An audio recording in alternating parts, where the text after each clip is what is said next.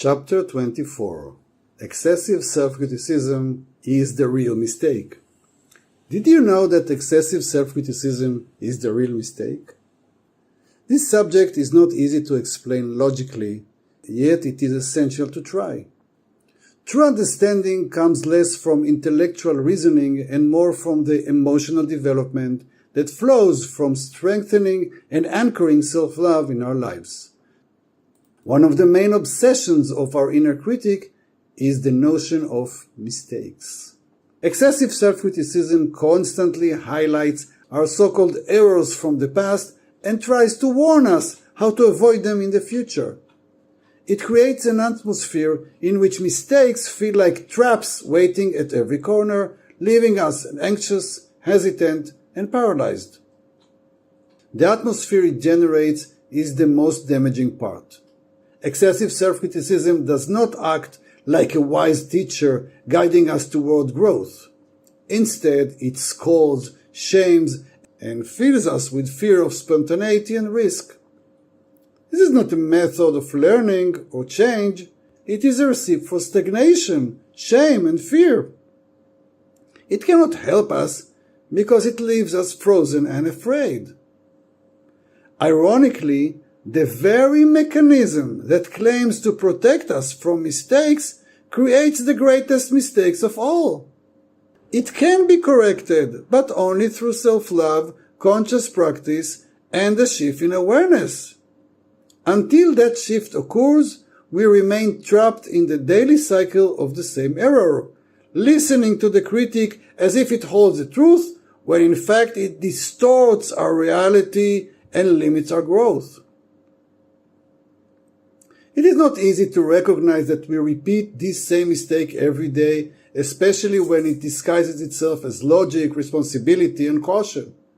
Yet if we are willing to challenge it, we open the door to healthier, more expansive, and more loving ways of living with ourselves.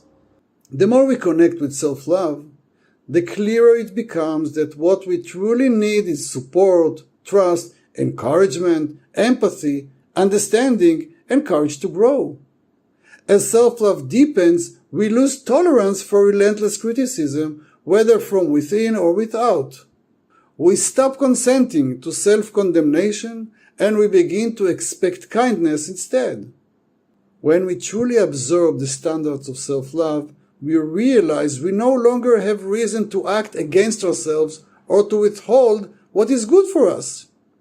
At that point, it becomes clear, sometimes dramatically, that the greatest mistake we can make is to keep listening to the critic's voice and surrendering to its pressure. To shift this perspective requires deep change. Culture often teaches us to rely heavily on criticism, as if it guarantees growth or responsibility. But in truth, it keeps us stuck in cycles of fear and disappointment.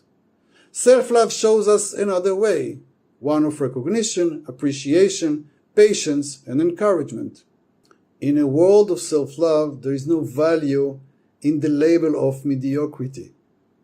Trying, exploring, learning, and doing our best are themselves forms of excellence. Every effort, every attempt, every act of persistence is worthy of recognition and praise. Excessive criticism hides this truth from us, distorting our perception of our own worth and achievements. The truth is that simply living, struggling, persisting, and finding joy when we can is already a remarkable achievement. Life's demands are many, often overwhelming. Just being there, doing our best within the pressures of work, family, society, and daily survival is worthy of deep respect. Self-love reminds us of this. The critic never will. And let there be no doubt, excessive self-criticism will never be satisfied. No matter what we achieve, it will always find reasons to condemn us. It cannot be pleased. Until we strengthen self-love enough to replace it, we remain its captives. Excessive criticism is the mistake. Self-love is the correction. The mind may resist this truth, but the heart knows it well. and is always ready to help us live it.